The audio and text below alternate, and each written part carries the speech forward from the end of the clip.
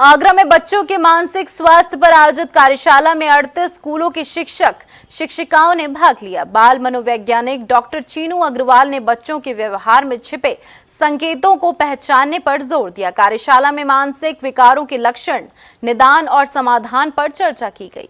बच्चों की चुप्पी भी एक संदेश होती है। जब बच्चा आंख मिलाने से कतराता है, जब वो बार बार वही गलती दोहराता है, जब वो अचानक अत्यधिक शांत या अत्यधिक आक्रामक हो जाता है, तो ये केवल अनुशासन की कमी नहीं बल्कि एक आंतरिक संघर्ष का संकेत होता है। बाल मनोविकारों का कैसे करें निदान विषय पर विशेष कार्यशाला को संबोधित करते हुए ये कहा मुख्य वक्ता डॉक्टर चीनू अग्रवाल ने। विमल विहार सिकंदरा बोदला रोड स्थित फीलिंग माइंड संस्था के कार्यालय में प्रेल्यूड पब्लिक स्कूल द्वारा कार्यशाला का आयोजन किया गया। 2 सत्रों में हुई कार्यशाला में आगरा पब्लिक स्कूल एसोसिएशन अप्सा के 38 स्कूलों के शिक्षिकाओं ने प्रतिभाग किया। उनके पेरेंट्स किस स्ट्रेस में हैं, उनकी क्या खाने के, क्या रहने की, क्या उनके रहन सहन का, क्या उनकी दिनचर्या की प्रॉब्लम्स हैं, उसकी वजह से वो बच्चे किस तरह से पैदा हो रहे हैं। उनमें एंगर बहुत ज़्यादा है, उनमें क्यूरियोसिटी नहीं है। तो इस तरह से सारी बातें हो रही हैं और आज ये वर्कशॉप प्रेल्यूड पब्लिक स्कूल ने स्पॉन्सर की है।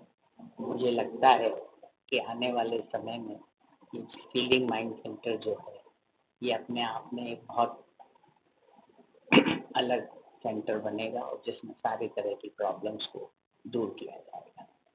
बहुत बहुत शुभकामनाएं और जो पार्टिसिपेंट्स हैं उनको बहुत बहुत शुभकामनाएं। और ज़्यादा से ज़्यादा काम हमारे शहर में हो, लोगों को, न केवल आगरा के लोगों को, आसपास के गांव के कस्बों के लोगों को जो इन समस्याओं से जूझ रहे हैं।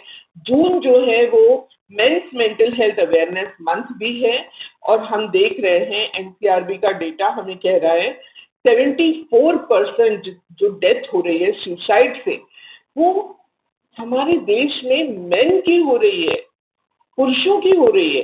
इसकी कैसे रोकथाम करें, क्या करें, इसके लिए मेंटल हेल्थ पर संवाद होना बहुत ज़्यादा ज़रूरी है, जो हमने फीलिंग माइंड्स के थ्रू अपने सेंटर पर शुरू किया है।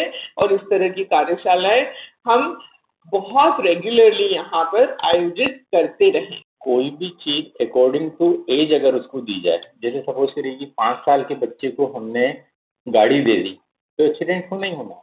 हम उसको 18 साल के बाद अगर गाड़ी देंगे तो उसको चलाना भी आएगा, वो भी आएगा। तो हम क्या कर रहे हैं, हम छोटी सी उम्र में ही बच्चे को ये मोबाइल दे रहे हैं।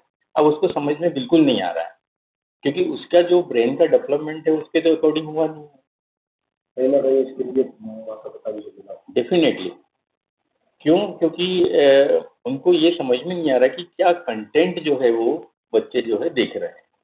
कार्यशाला का प्रथम सत्र का शुभारंभ मुख्य अतिथि अप्सा के अध्यक्ष डॉक्टर सुशील गुप्ता विभव ने और द्वितीय सत्र का शेखर भरत सिंह ने दीप प्रज्वलन के साथ किया।